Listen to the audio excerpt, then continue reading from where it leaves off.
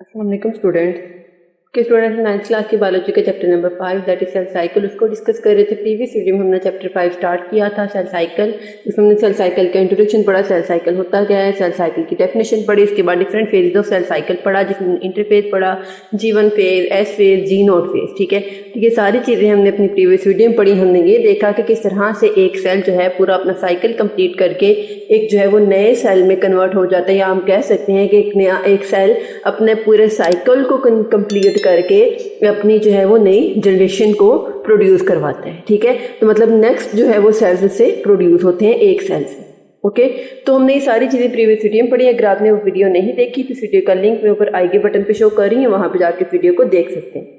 आज हम next topic start करेंगे, दैट इज माइटोसिस। आज हम सेल साइकिल का सेकंड टॉपिक स्टार्ट करेंगे, दैट इज माइटोसिस। माइटोसिस क्या है? बेसिकली ये भी एक सेल की डिवीजन का प्रोसेस है। ओके, माइटोसिस क्या होती है, इसके अंदर किस तरह से डिवीजन होती है, कौन कौन से प्रोसेसेस होते हैं एक सेल में, तो ये सारी चीज़ें हम अपनी आज की वीडियो में ही देखेंगे।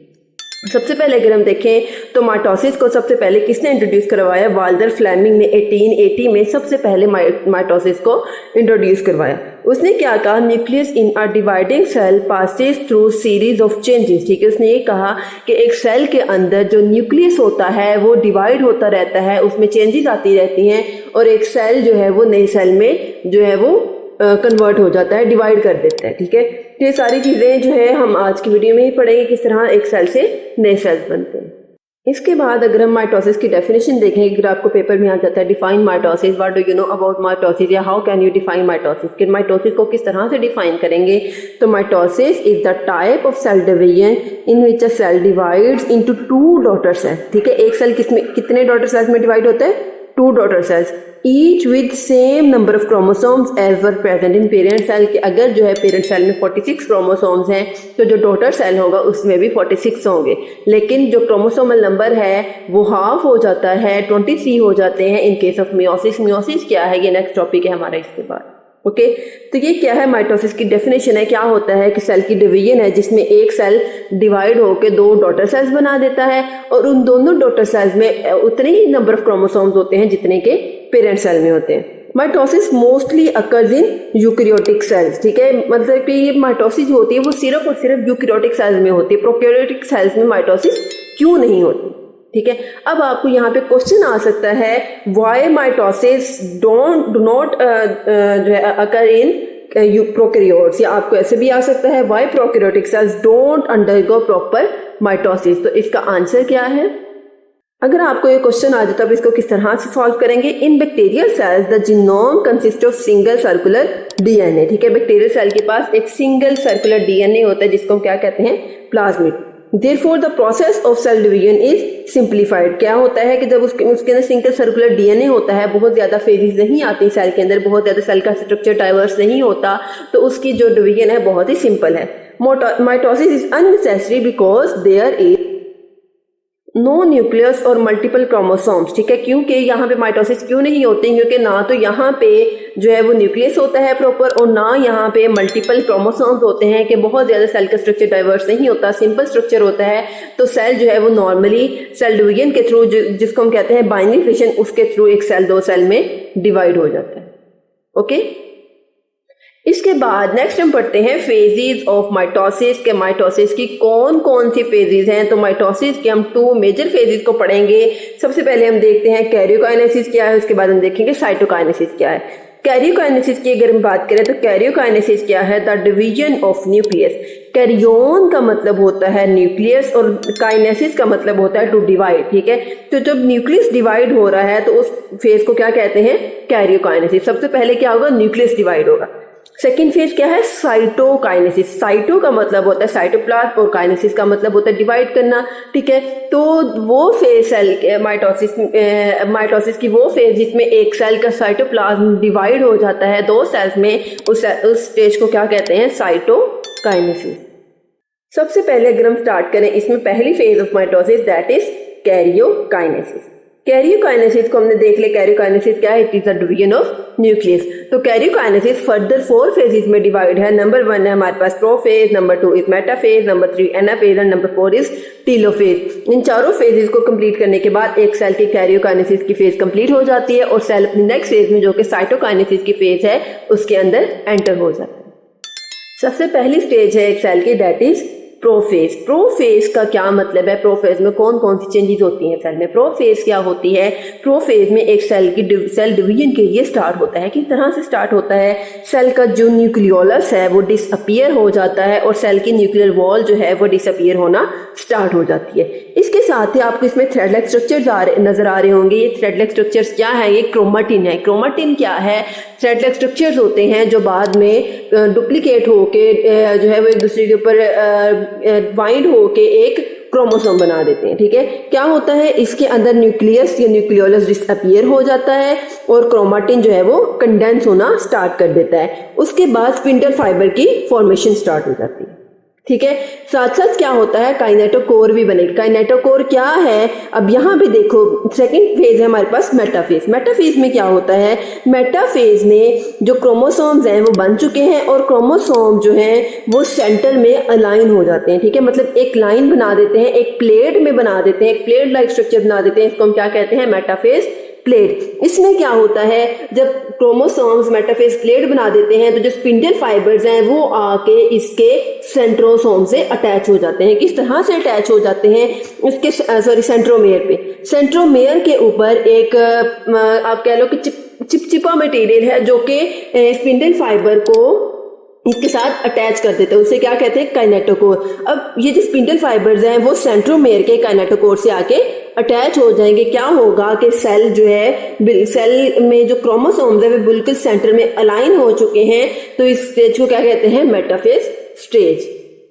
थर्ड स्टेज है हमारे पास एनाफेज। एनाफेज में क्या होना है, एनाफेज में एक सेल के जो है वो सेंटर में न्यूक्लियस की डिवीजन होना शुरू हो जाती है। सेल का न्यूक्लियस डिवाइड होना शुरू हो जाता है और एक सेल दरमियान से पिंच होना शुरू हो जाता है। और जो इसके सिस्टर क्रोमाटिड्स हैं, एक क्रोमोसोम के जो 2 सिस्टर क्रोमाटिड्स हैं वो दोनों अपने अपने ऑपोजिट पोल की तरफ खींचने चले जाएंगे। ओके, एनाफेज के बाद जो नेक्स्ट फेज है दैट इज टीलोफेज। टीलोफेज आप टेल से याद रख सकते हैं कि टीलोफेज में क्या होता है, ये जो सिस्टर क्रोमाटिड्स हैं बिल्कुल टेल्स पे चले जाते हैं एंड वाले पोर्शन पे और एक सेल डिवीजन के लिए जो है वो बिल्कुल रेडी हो जाता है। टीलोफेज के बाद क्या होता है, टीलोफेज में यहाँ पे हो रही है अब साइटोकाइनेसिस। पहली 4 फेजेस में क्या हुई, कैरियोकाइनेसिस, न्यूक्लियस डिवाइड हुआ। लास्ट स्टेज में क्या हुआ, साइटोकाइनेसिस हुई और एक सेल 2 डॉटर सेल्स में डिवाइड हो गया। दोनों के पास अपना अपना न्यूक्लियस आ गया, तो अपना न्यूक्लियोलस आ गया। दोनों के पास ये स्पिंडल फाइबर्स फिर से अपने जो है उस फॉर्म में, पहले वाली फॉर्म में वापस आ गए। ठीक है, तो ये सारा जो है वो सिंपल सा मैंने आपको बताया, सिंपल फॉर्म में बताया है कि किस तरह से आप माइटोसिस को इजीली अंडरस्टैंड कर सकते हैं। आप इन छोटे छोटे स्टेप्स को याद रखोगे, छोटे छोटे पॉइंट्स को याद रखोगे तो आपको अगर ये जुबानी भी बनानी है तो आप इसको इजीली ड्रॉ कर सकते हैं। ओके, सबसे पहले हम इसकी देखते हैं प्रोफेज। प्रोफेज क्या है, क्रोमाटिन कंडेंसेस, वही बातें हैं जो हमने पीछे जो है वो डायग्राम में देखी, अब हम इनको रिटर्न फॉर्म में देखते हैं। 2 sister chromatids joined at centromere at kinetochore. Centromere के ऊपर क्या है, काइनेटोकोर है और काइनेटोकोर की मदद से जो सिस्टर क्रोमाटिड्स हैं वो एक दूसरे के साथ आके अटैच हो जाते हैं। काइनेटोकोर क्या है, kinetochore complex protein structure, thus that is the point where spindle fibres attach. Kinetochore वो प्रोटीन का स्ट्रक्चर है, कंप्लेक्स स्ट्रक्चर है जहां पे आके स्पिंडल फाइबर्स ने अटैच होना है। Centrioles duplicate, centrosome migrate to opposite poles of the cell. Centrioles duplicate हो जाते हैं और उनका जो सेंट्रोसोम होता है जिसके साथ सारे के सारे सेंट्रियोल्स अटैच होते हैं वो ऑपोजिट पोल्स की तरफ माइग्रेट होना स्टार्ट कर देते हैं। उसके बाद क्या होता है, माइक्रोट्यूब्यूल्स फॉर्म, माइक्रोट्यूब्यूल्स बन जाती हैं। इसके बाद क्या बनता है, माइटोटिक स्पिंडल। क्या होता है, complete set of spindle fibres के जब स्पिंडल फाइबर्स बिल्कुल कंप्लीट हो जाते हैं, वो पूरे बन जाते हैं तो उसको हम क्या कहते हैं, mitotic spindle. Nucleolus and nuclear envelope disappears. And पे क्या होता है, न्यूक्लियोलस और न्यूक्लियर इन्वेलप दोनों डिसअपीयर हो जाते हैं, गायब हो जाते हैं। प्रोफेज के बाद हम इसकी सेकंड स्टेज ऑफ माइटोसिस पढ़ेंगे, that is metaphase. 2 spindle fibers from opposite poles extend and attach to each chromosome. Metaphase plate. Chromosomes arrange themselves around the equator of the cell के जब क्रोमोसोम्स बिल्कुल centre में equator पे एक दूसरे को arrange कर लेंगे तो उस कंडीशन को क्या कहेंगे, मेटाफेज प्लेट। थर्ड स्टेज है हमारे पास anaphase. Spindle fibre start to pull towards originated centrosomes, sister chromatids separate pull towards the respective centrosome. ठीक है, अब क्या होता है कि वो अपने सेंट्रोसोम की तरफ खींचना शुरू हो जाते हैं।